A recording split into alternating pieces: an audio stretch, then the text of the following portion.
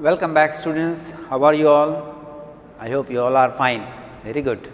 Okay. In the previous class, we were learning about the gentlemen of Rio and Medello. Can you remember some of the names? Can you tell me some of the names that you heard? I said those names are quite difficult. Yeah, what is it? Rajesh, you say? Very nice. Don Anselmo, very nice. Then you say Jayanti, very good. Rio and Medio. Then any other name you remember? One name is on the board there. The author, you know, see Juan A. Cedillo. So these are some of the names. Can you remember any words that we learned children yesterday in the previous class? Yes, quaint, very good. Wretched, very nice. Negotiation, nice, very nice. Ravi, another word? Obediently, very nice. You are a very obedient student and you are standing obediently up, very good. You are standing up very obediently. So, what part of speech we mainly focused in the last class during the lesson? I said one thing, part of speech, ಹೇಗೆ ನಾವು ಮಾಡ್ತೇವೆ ಒಂದು ಕೆಲಸವನ್ನು ಏನದು ಕ್ರಿಯಾ ವಿಶೇಷಣ ಹೌದು what is it in English? Adverb, very nice. Okay, so shall we continue the lessons children now? The seller of the land, Don Anselmo is there, Americans, the buyers are there, and there is a middleman, the author or the writer of the lesson, Juan A. Cedillo. Let's continue the lesson today. Paragraph 4. There was a great deal of conversation about the rain and his family. ಈಗ ಯಾವುದೇ ವಿಷಯಕ್ಕೆ ನಾವು ಮಾತಾಡುವಾಗ ಮೊದಲು ಸಾಮಾನ್ಯವಾಗಿ ನಾವು ಹವಾಮಾನದ ಬಗ್ಗೆ, ಮಳೆಯ ಬಗ್ಗೆ, ಬೆಳೆಯ ಬಗ್ಗೆ ಇದರ ಬಗ್ಗೆ ಎಲ್ಲ ಮಾತಾಡ್ತೇವೆ. ಮುಖ್ಯ ವಿಷಯಕ್ಕೆ ಬರೋ ಸಲುವಾಗಿ ನಾವು ಡೈರೆಕ್ಟಾಗಿ ಸೀದಾನೇ ವಿಷಯಕ್ಕೆ ಬರುವುದಿಲ್ಲ. ಇಂಗ್ಲೀಷಲ್ಲಿ ನಾವು ಬೀಟಿಂಗ್ ಅರೌಂಡ್ ದ ಬುಷ್ ಅಂತೇಳಿ ಕೂಡ ಹೇಳ್ತೇವೆ. Are to prepare for the main talk. ಈಗ ಅವರು ಈ ಒಂದು ಡೀಲ್ ಮಾಡಲಿಕ್ಕೆ ಬಂದಿದ್ದಾರೆ, ಡೈರೆಕ್ಟಾಗಿ ನನ್ನ ಜಮೀನಿಗೆ ಇಷ್ಟು ಕ್ರಯ, ನೀನು ಬೇಕಾದರೆ ತಗೋ, ಇಲ್ಲಾದರೆ ಹೋಗಿ ಹಾಗೆ ಅಂತೆಲ್ಲ ಹೇಳುವುದಿಲ್ಲ. ನಾವು ಸಾಮಾನ್ಯವಾಗಿ ನಾವು ಬೇರೆ ವಿಷಯಕ್ಕೆ ಮಾತಾಡ್ತೇವೆ, ಹವಾಮಾನದ ಬಗ್ಗೆ, ಮಳೆಯ ಬಗ್ಗೆ, ಬೆಳೆಯ ಬಗ್ಗೆ.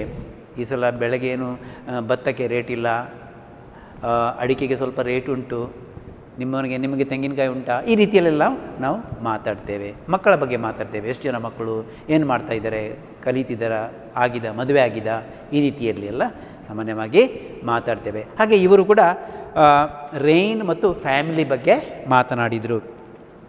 He was very proud of his large family. Large means big. What is the meaning of large? Big. So he had a big family. Don Anselmo had a big family. He was very proud. ಅವನಿಗೆ ತುಂಬ ಹೆಮ್ಮೆ ಇತ್ತು ಅವನ ಕುಟುಂಬದ ಬಗ್ಗೆ. Finally we got down to business. ನೋಡಿ, get down to business ಅಂದರೆ ಮುಖ್ಯ ವಿಷಯಕ್ಕೆ ಬರುವುದು. ಮುಖ್ಯ ವಿಷಯ ಯಾವುದು ಈಗ? ವೆರಿ ಗುಡ್, ಪರ್ಚೇಸ್ ಮಾಡೋದು, ಲ್ಯಾಂಡನ್ನು ಪರ್ಚೇಸ್ ಮಾಡೋದು.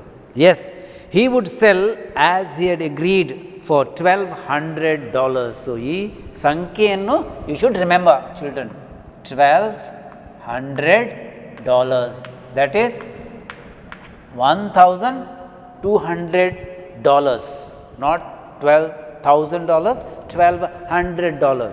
So he would sell the land for $1,200 in cash. We would buy and the money was ready. Don Anselmo, I said, who's the I here? Yes, the author. I said to him in Spanish. Why is he speaking Spanish there? Spanish because he doesn't know English, okay, and the Americans don't know Spanish, so he is a middleman there. We have made a discovery. You remember that we sent that surveyor, that engineer up there to survey your land so as to make the deed. So ಅಂತ ನೀವು ಭೂಮಿಯನ್ನು ನಿಮ್ಮ ಜಮೀನನ್ನು ಮಾರುವುದಂತೇಳಿ ಆಗಿದೆ, ಮನೆಯನ್ನು ಕೂಡ ಮಾರುವುದಂತೇಳಿ ಆಗಿದೆ. ಆದ ನಂತರ ನಾವು ಬಂದು ಸ್ವಲ್ಪ ಜಾಗವನ್ನು ನೋಡಿದ್ದೇವೆ, ನಿನ್ನ ಜಮೀನನ್ನು ನಾವು ಸರ್ವೆ ಮಾಡಿದ್ದೇವೆ. ನಮ್ಮ ಸರ್ವೇಯರ್ ಹೇಳ್ತಾರೆ ಮತ್ತು ಎಂಜಿನಿಯರ್ ಹೇಳ್ತಾರೆ, ನಿನ್ನ ಭೂಮಿಯನ್ನೆಲ್ಲ ಸರ್ವೆ ಮಾಡಿ ನೋಡಿಕೊಂಡು ಹೇಳ್ತಾನೆ ಅದು ತುಂಬ ದೊಡ್ಡದಾಗಿದೆ. ವೆಲ್ ಈ find that you own more than 8 acres. ನೀವು ಹೇಳಿದ್ರಿ 8 ಎಕರೆ ಅಂತೇಳಿ, 8 ಎಕರೆ ಅಲ್ಲ, 8 ಎಕರೆಗಿಂತ ಹೆಚ್ಚು ಇದೆ ಅಂತೆ. He tells us that your land extends across the river and that you own almost twice as much as you thought. ನೀವು ಹೇಳಿದ್ರಲ್ಲ 8 ಎಕರೆ ಅಂತೇಳಿ, 8 ಎಕರಲ್ಲ, ಅದಕ್ಕಿಂತ ಹೆಚ್ಚು ಇದೆ ಅಂತೆ ನಿಮ್ಮ ಜಮೀನು. ನಿಮ್ಮ ಜಮೀನು ಇಲ್ಲಿಂದ ಅಲ್ಲಿ ತನಕ, ಅಲ್ಲಿ ನೋಡಿ ಒಂದು ನದಿ ಹಾಗೆ ಕಾಣ್ತದೆ, ಅಲ್ಲಿ ತನಕ ಉಂಟಂತೆ. ಅದರ ಆ ಕಡೆ ಕೂಡ ನಿಮ್ಮದು ಜಮೀನು ಉಂಟಂತೆ. ಅಲ್ಲಿ ನೋಡಿ ಆ ಒಂದು ಗೆರೆ ಕಾಣ್ತದೆ, ಅಲ್ಲಿ ಮರ, ದೊಡ್ಡ ಮರ, ಆ ಮರಕ್ಕಿಂತ ದೊಡ್ಡದು, ಆ ಏರಿಯಾಕ್ಕಿಂತ ದೊಡ್ಡದು ನಿಮ್ಮದು ಜಮೀನಿದೆ ಅಂತೆ. ಆದ ಕಾರಣ ನಮಗೆ ಸರ್ವೇಯರ್ ಹೇಳಿದ್ದಾರೆ, ನಾವು ಅದನ್ನು ಕಂಡು ಹಿಡಿದಿದ್ದೇವೆ. You remember that we sent that surveyor, okay. He didn't know that, and now Don Anselmo, I added, these Americans are buona gente. ಅಲ್ಲಿ ಅಂಡರ್ಲೈನ್ ಮಾಡಿ ಮಕ್ಕಳೇ, ಮಡಿಗೆರೆ ಹಾಕಿ. buona gente ಅಂದರೆ ಗುಡ್ ಪೀಪಲ್ ಅಂತೇಳಿ, ಅದು ಸ್ಪ್ಯಾನಿಷ್ ಪದ. ಅದು buona gente ಅಂದರೆ ಏನರ್ಥ? Good people. ಸೊ ಇವ್ರು ಹೇಳ್ತಾರೆ, ಈ ಅಮೇರಿಕನ್ಸ್ ಇದ್ದಾನಲ್ಲ, ಇವರು ಒಳ್ಳೆಯ ಜನರು. ಯಾಕೆಂದರೆ ಅವರು ಹೆಚ್ಚಿಗೆ ಭೂಮಿಗೆ ಹೆಚ್ಚಿಗೆ ಹಣ ಕೊಡಲಿಕ್ಕೆ ತಯಾರಿದ್ದಾರೆ. ಈಗ ನಾನು ನಿನ್ನೆ ಕ್ಲಾಸಲ್ಲಿ, ಇಂದಿನ ಕ್ಲಾಸಲ್ಲಿ ಹೇಳಿದೆ, 5 ಲಕ್ಷ ಇದ್ದರೆ 4.25 ಅಥವಾ 4.25 ಅಥವಾ 4 ಲಕ್ಷಕ್ಕೆ ಕೊಡಿ ಅಂಥೇಳಿ ಖರ್ಚೇಸ್ ಖರೀದಿಸುವವರು ಒತ್ತಡ ಹಾಕ್ತಾರೆ ಸೆಲ್ ಮಾಡುವವನ ಮೇಲೆ. ಆದರೆ ಇಲ್ಲಿ ಹಾಗಲ್ಲ, ಇವರು ಹೆಚ್ಚಿಗೆ ಹಣ ಕೊಡಲಿಕ್ಕೆ ತಯಾರಿದ್ದಾರೆ. ಯಾಕಂದರೆ ಹೆಚ್ಚಿಗೆ ಭೂಮಿ ಅಥವಾ ಹೆಚ್ಚಿಗೆ ಜಮೀನು ಅಲ್ಲಿ ಇದೆ. 8 acres ಅಲ್ಲ, 8 acresಗಿಂತ ಹೆಚ್ಚು ಉಂಟು. ಆದ ಕಾರಣ ಹೆಚ್ಚಿನ ಜಮೀನಿಗೂ ನಾವು ಹೆಚ್ಚಿಗೆ ಹಣ ಕೊಡಲಿಕ್ಕೆ ತಯಾರಿದ್ದಾರೆ ಈ ಅಮೇರಿಕನ್ನರು. Good people. Additional as well at the same rate per acre, so that instead of $1,200 you will get almost twice as much. Twice ಅಂದರೆ 2 times ಅಂತೇಳಿ ಅರ್ಥ. Twice ಅಂದರೆ 2 times, 2 ಸಲ. What is twice? 2 times.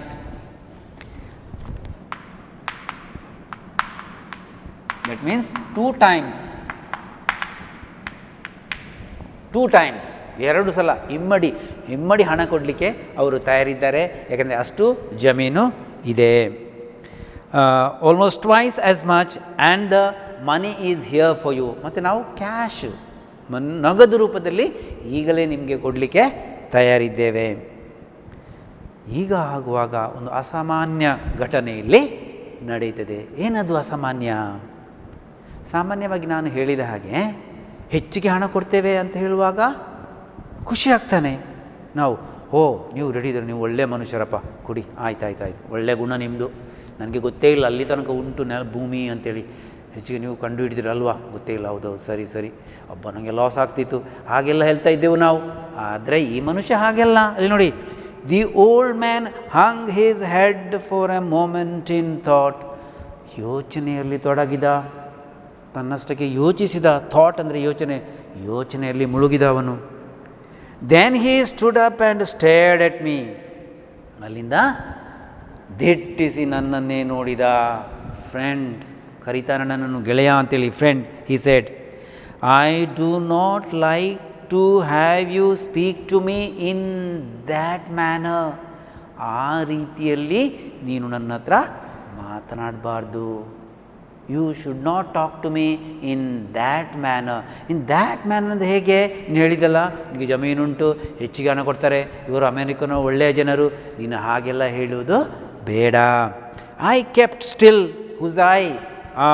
ಲೇಖಕ. I kept still and let him have his say. ಅವನು ಮಾತಾಡಲಿಕ್ಕೆ ನಾನು allow ಮಾಡಿದೆ ಅವನಿಗೆ, ನಾನು ಏನು ಹೇಳಲಿಲ್ಲ. I know these Americans are good people. ಈಗ ನೋಡ್ಕೊಳ್ಳಿ ಮಕ್ಕಳೇ, ಅಲ್ಲಿ ನೋ ಎಂಬ ಪದ ಉಂಟು. ನಾವು ಸ್ವಲ್ಪ ಪಾಠದಿಂದ ಸ್ವಲ್ಪ ಗ್ರಾಮರ್ ಕಡೆಗೆ ಹೋದರೆ, ಪಾಠ ಮಾಡುವಾಗ ಗ್ರಾಮರನ್ನು ಕೂಡ ನಾವು ಗಮನಿಸಬೇಕಾಗ್ತದೆ. ಈಗ ಹೋಮೋಫೋನ್ ಅಂತ ಕೇಳಿದ್ದೀವಿ ನಾವೆಲ್ಲ. ಹೋಮೋಫೋನ್ ಅಂದರೆ ಏನರ್ಥ? ಹೋಮೋಫೋನ್ಸ್ ಅಂದರೆ ಏನರ್ಥ? ಈಗ ಹೋಮೋಫೋನ್ ಅಂದರೆ ಹೋಮೋ ಅಂದರೆ ಸೇಮ್ ಅಂತೇಳಿ ಅರ್ಥ, ಒಂದೇ ಲೆಕ್ಕ. ಈಗ ಯಾವುದರಲ್ಲಿ ಎಲ್ಲ ಸೇಮ್. ಫೋನ್ ಅಂದರೆ ಸೌಂಡು, ಹೋಮೋ ಅಂದರೆ ಸೇಮ್, ಅಂದರೆ ಸೇಮ್ ಸೌಂಡು. ಏನಪ್ಪ ಇದು ಸೇಮ್ ಸೌಂಡ್ ಅಂದರೆ? ಈ ಜೋಡಿ ಪದಗಳಲ್ಲಿ ಉಚ್ಚಾರಣೆ ಅಥವಾ ಸೌಂಡ್ ಒಂದೇ ಇರ್ತದೆ. For example no.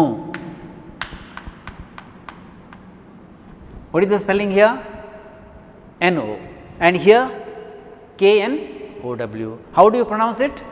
No, no. This is no, this is no. Homophone. But what is different then? Here spelling is different. Here it is NO, here it is KNOW. K silent, all of you know it. NO, KNOW. This is also no, this is also no. And meaning also is different. See, no ಅಂದರೆ ಇಲ್ಲ, ಬೇಡ, ಆ ರೀತಿಯಲ್ಲಿ ನಾವು ಅರ್ಥ ಮಾಡಿಕೊಳ್ಳೋದು. ಇಲ್ಲ, ಬೇಡ, ನೋ, ಬೇಡ, ಆ ರೀತಿಯಲ್ಲಿ ನೋ. ಇನ್ನೊಂದು ನೋ ಅಂದರೆ ಇಲ್ಲಿ ಗೊತ್ತು ಇದೆ, ಗೊತ್ತಿದೆ. ಐ ನೋ, ನನಗೆ ಗೊತ್ತಿದೆ. ಐ ನೋ, ನನಗೆ ಗೊತ್ತಿದೆ. ಸೊ ಇದರ ಅರ್ಥ ಬೇರೆ, ಇದರ ಅರ್ಥ ಬೇರೆ. ಇದರ ಸ್ಪೆಲ್ಲಿಂಗ್ ಬೇರೆ, ಇದರ ಸ್ಪೆಲ್ಲಿಂಗ್ ಬೇರೆ. Different spelling, different meaning but same pronunciation. Different spelling, different meaning but same pronunciation. That is homophones. Homophones everybody understood ಮಕ್ಕಳೇ? ಎಲ್ಲರಿಗೆ ಅರ್ಥ ಆಯ್ತಲ್ಲ?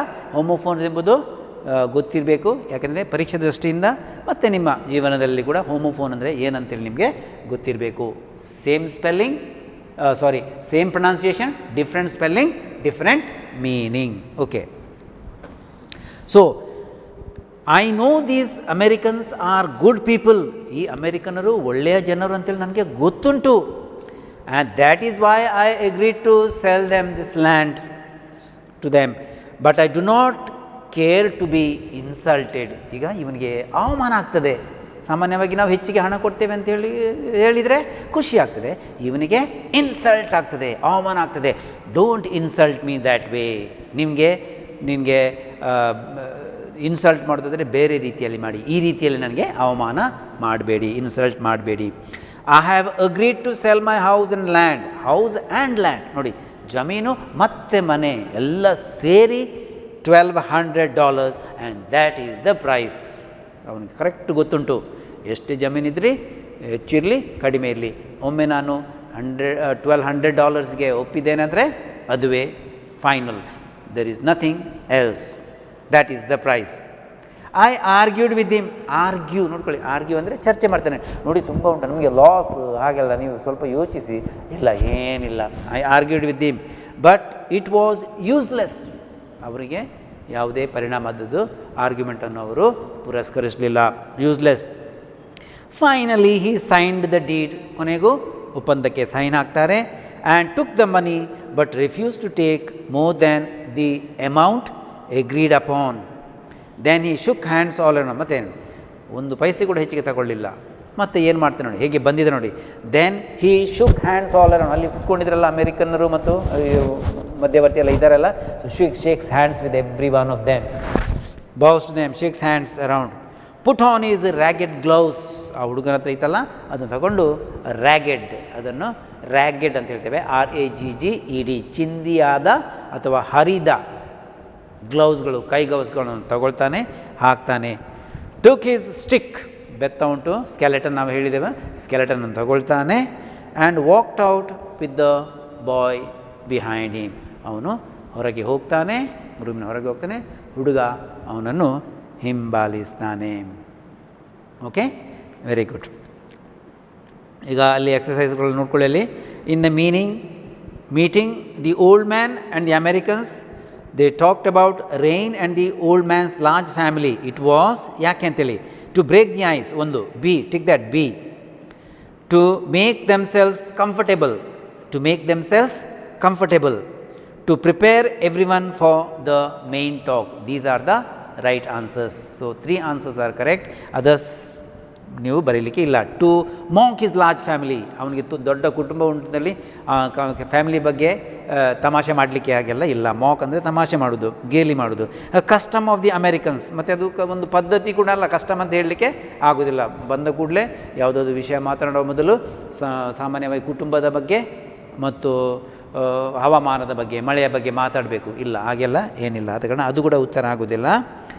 To make everyone know that it had not rained in that area. ಮತ್ತು ಎಲ್ಲರಿಗೆ ಗೊತ್ತಾಗಬೇಕು ಅಲ್ಲಿ ಮಳೆ ಬರಲೇ ಇಲ್ಲ ಅಂತೇಳಿ ಎಲ್ಲರಿಗೆ ಗೊತ್ತಾಗಬೇಕಂತೇಳಿ ಮಳೆಯ ಬಗ್ಗೆ ಮಾತಾಡಿದರು. ಅದು ಕೂಡ ಉತ್ತರ ಸರಿಯಾಗುವುದಿಲ್ಲ. ಸರಿಯಾದ ಆಯ್ಕೆಯನ್ನು to break the ice, to make themselves comfortable, to prepare everyone for the main talk. So these are the answers there. You should write them in the notes. Why do you think the storyteller spoke Spanish? Why do you think the storyteller spoke Spanish? Because storyteller spoke Spanish because they were from New Mexico, and in New Mexico most of the people they speak Spanish, and moreover the author could not understand English. The author could not understand English, and therefore to make him comfortable, feel at home, the author spoke in Spanish. So the rest of the questions, children, you have to do by themselves, by yourselves in the next class. These are the questions you have to come prepared tomorrow. The storyteller offered old man double what he had quoted earlier. What was the reaction of the old man to the storyteller's offer? We respect elders in many ways. For example, we shake hands, we touch their feet, we ask for their blessings, we fold hands. All these are the ways in which we can show respect. All that you have to write in the notes there. Okay, then number 7. Okay, let us go to paragraph 7 now. All these question 8, 9 and 10 you do in the notebook. Okay, paragraph 7. Now they have sold the house. Don Anselmo has sold the house. The Americans have purchased the house. Now they have come into the house and they have started living in the house here now. New house in the sense not newly built house, new for them, some different house. So they have come to this house now and they are staying. Now after coming to this house, what happens? What unusual things? Let us see. A month later, my friends had moved into Rio in Medio. ಮನೆಗೆ ಬಂದಿದ್ದರು. They had replastered the old house. Repair ಮಾಡೋದು, ಸಾರಣೆ ಮಾಡೋದು, ಗೋಡೆಗಳನ್ನೆಲ್ಲ ಸಾಮಾನ್ಯವಾಗಿ ಹೊಸ party ಬರುವಾಗ ಅವರೆಲ್ಲ ಗುಡಿಸಿ clean ಮಾಡಿ ಏನೆಲ್ಲ ಡ್ಯಾಮೇಜ್ ಆಗಿದೆ ಅದನ್ನೆಲ್ಲ ರಿಪೇರ್ ಮಾಡಿ ಮನೆಗೆ ಒಕ್ಕೆಲಾಗ್ತಾರೆ. So replastered the old house. Replastered ಅಂದರೆ ಹೊಸ ಸಾರಣೆ ಮಾಡಿದ್ದಾರೆ. ಪ್ರೂನ್ಡ್ ದ ಟ್ರೀಸ್, ಅಲ್ಲಿ ತೋಟದಲ್ಲಿದ್ದ ಗಿಡಗಳನ್ನೆಲ್ಲ ಚೆಂದಾಗಿ ಕಟ್ ಮಾಡಿ ಎಲ್ಲ ಒಳ್ಳೆಯ ರೀತಿಯಲ್ಲಿ ಕಾಣುವ ಹಾಗೆ ಅದನ್ನು ಡೆಕೋರೇಟ್ ಮಾಡಿದ್ದಾರೆ, ಪ್ರೂನ್ ಮಾಡಿದ್ದಾರೆ. Patch the fence. ಫೆನ್ಸ್ ಅಂದರೆ ಬೇಲಿಯನ್ನು ಅವರು ಪ್ಯಾಚ್ ಮಾಡಿದ್ದಾರೆ ಅಂದರೆ ರಿಪೇರ್ ಮಾಡಿದ್ದಾರೆ, ಬೇಲಿಯನ್ನು ರಿಪೇರ್ ಮಾಡಿದ್ದಾರೆ. And moved in summer. Moved in ಅಂದರೆ ಬೇಸಿಗೆ ಕಾಲದಲ್ಲಿ ಅವರು ಈ ಮನೆ ಒಕ್ಕೆಲಾಗಿ ಮನೆಯ ಗೃಹ ಪ್ರವೇಶವನ್ನು ಮಾಡಿದ್ದಾರೆ. ಈಗ one day they came back to the office to complain. ಈಗ ಏನೋ ಒಂದು ಅತೃಪ್ತಿ ಆಗಿದೆ ಅಲ್ಲಿ, ಅದಕ್ಕೆ ಕಂಪ್ಲೇಂಟ್ ಮಾಡಲಿಕ್ಕೆ ಬಂದಿದ್ದಾರೆ ಈಗ ಆಫೀಸಿಗೆ. ಏನು ಕಂಪ್ಲೇಂಟ್ ಅದು? The children of the village var over running there property. ಅಲ್ಲಿಯ ಊರಿನ ಮಕ್ಕಳು ಏನು ಮಾಡ್ತಾ ಇದ್ದಾರೆ? ಇವರ ಜಮೀನಿನ ಇವರ ಈ ಬೇಲಿಯ ಒಳಗಡೆ, ಕಂಪೌಂಡಿನ ಒಳಗಡೆ ಬಂದು ಅಲ್ಲೆಲ್ಲ ಆಟ ಆಡ್ತಾ ಇದ್ದಾರೆ. They came every day and played under the trees. ದಿನಾಲು ಬಂದು ಮರದ ಬುಡದಲ್ಲಿ ಆಡುವುದು, ಚಿಕ್ಕ ಚಿಕ್ಕ ಬೇಲಿಗಳನ್ನು ನಿರ್ಮಿಸುವುದು, ಅವರ ಏರಿಯಾಗಳಲ್ಲಿ ಆಡುವುದು, ಹಾಗೆಲ್ಲ ಮಾಡ್ತಾಯಿದ್ರು. ಏನೆಲ್ಲ ಮಾಡ್ತಾರೆ ನೋಡ್ಕೊಳ್ಳಿ. Built little play fences around them and took blossoms. ಗಿಡಗಳನ್ನು ಹೂಗಳನ್ನೆಲ್ಲ ಕಿತ್ಕೊಂಡು ಹೋಗ್ತಾಯಿದ್ರು. When they were spoken to, they only laughed and talked back good naturedly in Spanish. ಈಗ ಏನಾದರೂ ಮಕ್ಕಳ ಹತ್ರ ಮಕ್ಕಳೇ ಹಾಗೆ ಮಾಡಬೇಡಿ, ಇದು ನಮ್ಮದು ಜಮೀನು, ನೀವು ಯಾಕೆ ಇಲ್ಲಿ ಬಂದದಂತ ಏನಾದರೂ ನಾವು ಹೇಳಿದರೆ ಅವ್ರೇನು ಮಾಡ್ತಾರೆ? ಕಿಲ ನೆಗಾಡಿಕೊಂಡು ಅವರ ಪಾಡಿಗೆ ಅವರು ಇರ್ತಾರೆ ಮತ್ತು ಒಳ್ಳೆಯದಾಗಿ ನಮಗೆ ಉತ್ತರ ಕೂಡ ಕೊಡ್ತಾರೆ ಅವರ ಸ್ಪ್ಯಾನಿಷ್ ಭಾಷೆಯಲ್ಲಿ. ನಾವು ಹೇಳಿದವರು ಕೇಳುವುದಿಲ್ಲ. ಇದು ಈಗ ಇವರ ಕಂಪ್ಲೇಂಟ್. ಈಗ ಕಂಪ್ಲೇಂಟ್ ತಗೊಂಡು ಅವರು ಎಲ್ಲಿಗೆ ಹೋಗಬೇಕು? Wear should they go with the complaint ನಾವು? not with the middleman.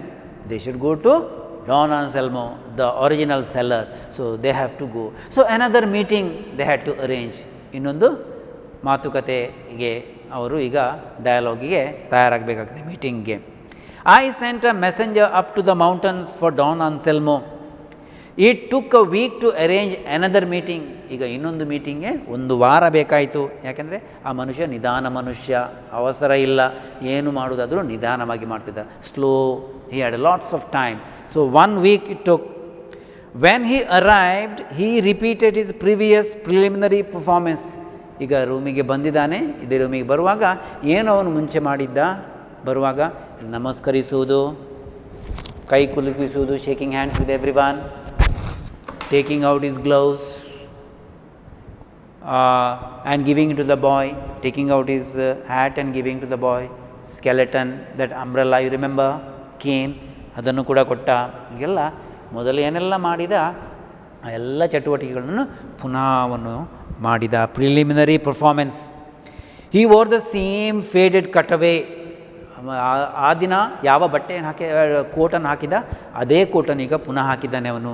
Carried the same stick, ಅದೇ ಬೆತ್ತ, ಕೊಡೆಯ ಅಸ್ಥಿ ಪಂಜರ ತಗೊಂಡಿದ್ದಾನೆ. And was accompanied by the boy again, ಅದೇ ಹುಡುಗ ಅವನ ಬೆನ್ನ ಹಿಂದೆ ಇದ್ದ. He shook hands all around, sat down with the boy behind his chair and talked about the weather. ಬಂದ ಹಾಗೆ ಡೈರೆಕ್ಟ್ ವಿಷಯಕ್ಕೆ ಹೋಗೋ ಬದಲು ಪುನಃ ಯಾವುದರ ಬಗ್ಗೆ, ಹವಾಮಾನ, ವೆದರ್ ಮತ್ತು family. Finally I broached the subject. Broached ಅಂದರೆ ವಿಷಯಕ್ಕೆ ಬರೆಯುವುದು. ಇದೆಲ್ಲ ಫ್ಯಾಮಿಲಿ ಬಗ್ಗೆ, ಮಳೆ ಬಗ್ಗೆ ಎಲ್ಲ ಮಾತನಾಡಿದ ಮೇಲೆ ನಾನು ವಿಷಯಕ್ಕೆ ಬಂದೆ. Don Anselmo about the ranch. Ranch ಅಂದರೆ ಆರ್ಚರ್ಡ್. ರಾಂಚ್ ಅಂದರೆ ಏನು? ಆರ್ಚರ್ಡ್, ತೋಟ. ಹೋಮೋಫೋನ್ಸ್ ಸ್ವಲ್ಪ ಇಡುವ, ಈಗ ಮತ್ತೆ ಬರುವ ಸಮಯ ಬಂದಾಗ. ಈಗ ರಾಂಚ್, ರಾಂಚ್ ಅಂದರೆ ಕೂಡ ಏನು? ಆರ್ಚರ್ಡ್, ತೋಟ. ಆರ್ಚರ್ಡ್ ಏನು sir? Ranch. You sold to these people. ಆ ತೋಟ ನೀವು ಇವರಿಗೆ ಮಾರಿದ್ದಲ್ಲ, ಅದರ ಬಗ್ಗೆ ನಾವು ಮಾತಾಡಲಿಕ್ಕೆ ಬಂದದ್ದು. They are good people and want to be your good neighbours. ಅವರು ಒಳ್ಳೆಯ ಜನರು ಮತ್ತು ನಿಮ್ಮ ಒಳ್ಳೆಯ ನೆರೆಕರೆಯವರು. ನೇಬರ್ಸ್ ಅಂದರೆ ನೆರೆಕರೆಯವರು. ಆದ ಕಾರಣ ನಿಮ್ಮ ಜೊತೆ ಒಳ್ಳೆಯ ಒಂದು ನೆರೆಕರೆಯವರಾಗೆ ಬಾಳಲಿಕ್ಕೆ ಅವ್ರಿಗೆ ಬೇಕು. Good neighbours. When you sold them, so to them you signed a document. ನೀನೊಂದು ಸೈನ್ ಮಾಡುವ, ಮೊನ್ನೆ ಭೂಮಿಯನ್ನು, ಜಮೀನನ್ನು ಮತ್ತು ಮನೆಯನ್ನು ಮಾರುವಾಗ ಒಂದು ದಾಖಲೆಯನ್ನು, ಡಾಕ್ಯುಮೆಂಟನ್ನು ನಾವು ಸೈನ್ ಮಾಡಿದ್ದೆವು. ನೀವು ಸೈನ್ ಮಾಡಿದ್ರಿ, ಇವರು ಕೂಡ ಸೈನ್ ಮಾಡಿದ್ದಾರೆ. ಅದರಲ್ಲಿ ಯು ಎಗ್ರಿ ಟು ಸೆವೆರಲ್ ಥಿಂಗ್ಸ್. ಅದರಲ್ಲಿ ಅನೇಕ, ಸೆವೆರಲ್ ಅಂದರೆ ಅನೇಕ, ಬೇರೆ ಬೇರೆ ವಿಷಯಗಳ ಬಗ್ಗೆ ನೀವು ದಾಖಲೆಯಲ್ಲಿ ಸೈನ್ ಮಾಡಿದ್ದೀರಿ. One thing was that they were to have complete possession of the property. ಒಂದು ವಿಷಯ ಅಂದರೆ ಈ ಜಮೀನಿನ ಕಂಪ್ಲೀಟ್ ಒಡೆತನವನ್ನು ನೀವು ಇವರಿಗೆ ಕೊಟ್ಟಿದ್ದೀರಿ. ಅದನ್ನು ನೀವಿಲ್ಲಿ ಸೈನ್ ಮಾಡಿದ್ದೀರಿ. ಕಂಪ್ಲೀಟ್ ಪೊಸೆಷನ್, ಸಂಪೂರ್ಣ ಒಡೆತನ. What is complete possession? ಸಂಪೂರ್ಣ ಒಡೆತನ. ಆಸ್ತಿಯ ಸಂಪೂರ್ಣ ಒಡೆತನ ಇವರಿಗೆ ಸೇರ್ತದೆ. Now, Don Anselmo, it seems that every day the children of the village overrun the orchard and spend most of the time there. ಈಗ ಹೆಚ್ಚಿನ ಸಮಯದಲ್ಲಿ ಈ ಮಕ್ಕಳು ಒಂದು ಈ ಆಸ್ತಿಯ ಅಂದರೆ ಈ ಜಮೀನಿನ ಕಾಂಪೌಂಡ್ನ ಒಳಗಡೆ ಬಂದು ಅವರಿಲ್ಲಿ ಇವರಿಗೆ ಉಪದ್ರ ಮಾಡ್ತಾರೆ. ಉಪದ್ರ ಬೇರೆ ಏನು ಉಪದ್ರ ಅಲ್ಲ, ಅವರಷ್ಟಕ್ಕೆ ಓಡಾಡ್ತಾರೆ, ಅವರಷ್ಟಕ್ಕೆ ಆಟ ಆಡ್ತಾರೆ. ನಾವು ಏನಾದರೂ ಹೇಳಿದರೂ ಅವರು ಕ್ಯಾರೆ ಮಾಡೋದಿಲ್ಲ, ಅವರಷ್ಟಕ್ಕೆ ನೆಗಾಡ್ತಾರೆ, ಸ್ವಲ್ಪ ಮಾತಾಡ್ತಾರೆ ಮತ್ತು ಅವರ ಪಾಡಿಗೆ ಅವರು ಇರ್ತಾರೆ. ಬೆಳಿಗ್ಗೆಯಿಂದ ಸಂಜೆವರೆಗೆ ಇರ್ತಾರೆ. ನಮಗೆ ಇದೆಲ್ಲ ಸ್ವಲ್ಪ ಕಿರಿಕಿರಿ ಆಗಿದೆ. ಅಂದರೆ ಈ ಅಮೇರಿಕನ್ರಿಗೆ ಕಿರಿಕಿರಿ ಆಗಿದೆ. ಈಗ ನಾವು ನಿಮ್ಮನ್ನು ಕರೆದದ್ದು ಯಾಕೆಂದರೆ, we would like to know if you as the most respected man in the village could not stop them from doing so in order that these people might enjoy their new home more in peace. ಈಗ ನೀವು ಈ ಊರಿನ ಸ್ವಲ್ಪ ಗೌರವಾನ್ವಿತ ವ್ಯಕ್ತಿ, ಒಡೆಯರು ನೀವು, ನಿಮಗೆ ನಿಮ್ಮ ಬಗ್ಗೆ ಎಲ್ಲರಿಗೂ ಗೌರವ ಇದೆ. ನೀವು ಒಂದು ಏನಾದರೂ ಆ ಮಕ್ಕಳಿಗೆ ಹೇಳಲಿಕ್ಕೆ ಆಗೋದಿಲ್ವಾ? ನೋಡಿ, ಇವರಿಗೆ ಉಪದ್ರ ಮಾಡಬೇಡಿ, ಈ ಭೂಮಿಯನ್ನು ನಾವು ಮಾರಿದ್ದೇವೆ ಅವರಿಗೆ, ಇದು ಅವರಿಗೆ ಸೇರಿದ್ದು, ಅವರಿಗೆ ಉಪದ್ರ ಮಾಡಬೇಡಿ, ಅವರ ಪ್ರೈವೇಟ್ ಜೀವನದ ಮೇಲೆ ನೀವು ಹೋಗೋದು ಸರಿಯಲ್ಲ, ಹಾಗೆಲ್ಲ ನೀವು ಸ್ವಲ್ಪ ಅವರಿಗೆ ಹೇಳ್ಬೋದಲ್ಲ. ನೀವು ಅವರಿಗೆ ಸ್ವಲ್ಪ you can tell them no, you can tell the children, stop the children from coming here, they will listen to you. ಅವರು ನಿಮ್ಮನ್ನು ಕೇಳ್ತಾರೆ, ನೀವು ಹೇಳಿದ್ದು ಅವರು ಪಾಲಿಸ್ತಾರೆ. ಅಷ್ಟು ಕೇಳುವಾಗ ಇಲ್ಲೊಂದು ಏನೋ ಒಂದು ವಿಶೇಷ ಒಂದು ಕಾದಿದೆ ಮಕ್ಕಳೇ. ಏನದು ಗೊತ್ತುಂಟಾ? Don Anselmo stood up. We have all learned to love these Americans, he said, because they are good people and good neighbors. I sold them my property because I knew they were good people, but I did not sell them the trees in the orchard. ಎಲ್ಲ ಇದು ಕಥೆವೆ. ಏನಪ್ಪ ಇದು? ನಾನು ಎಲ್ಲ ಮನೆಯನ್ನು ಜಮೀನನ್ನು ಮಾರಿದ್ದೇನೆ, ಆದರೆ ಆ ಜಮೀನಲ್ಲಿ ಇರುವ ಮರಗಳನ್ನು ನಾನು ಮಾರಲಿಲ್ಲ ಅಂತ ಹೇಳುವಾಗ ನೀವು ಒಪ್ತೀರಾ? What would you do? He says, I have sold the house, I have sold the property, but trees in the property I didn't sell them, they are not mine. ಹೀಗೆ ಹೇಳಿದರೆ ಆಗ್ತದಾ? ಆದರೆ ಇಲ್ಲಿ ಹೀಗೆ ಆಗಿದೆ. ಯಾಕೆಂದರೆ ಅವರ ಪ್ರಕಾರ ಮರಗಳನ್ನು ಅವರು ಮಾರಲಿಲ್ಲಂತೆ. ಯಾಕೆ ಮಾರಲಿಲ್ಲ? ಏನಾಗಿದೆ? ಇದರ ಅರ್ಥ ಏನು? ಮರಗಳನ್ನು ಮಾರಲಿಲ್ಲ ಅಂದರೆ ಇದೆಲ್ಲ ನಾವು ಮುಂದಿನ ತರಗತಿಯಲ್ಲಿ ನೋಡುವ ಮಕ್ಕಳೇ. ಇವತ್ತು ಸಮಯ ಆಗಿದೆ. ಈಗ ಏನೆಲ್ಲ ವಿಷಯಗಳನ್ನು ನಾವು ಕಲಿತೆವು, ಈ ಇವತ್ತಿನ ಪಾಠದಲ್ಲಿ ಏನೆಲ್ಲ ವಿಷಯ ಕಲಿತೆವು? So they have come and occupied the house, they have repaired the house before that, they have patched the fences, pruned the trees, and now finally they have come in. And once they have come in, there are others also, guests coming every day. Guests, those children, unwanted guests, they are coming every day and overrunning their property. They are disturbing them, taking out the flowers, making little play fences, and all that, disturbing them. So they go and complain, thinking that, can't you stop them from coming? Yes, but the man says, I can't stop them because the trees belong to them. Let us see about this in the next class. Okay children, for today we will stop here and take care.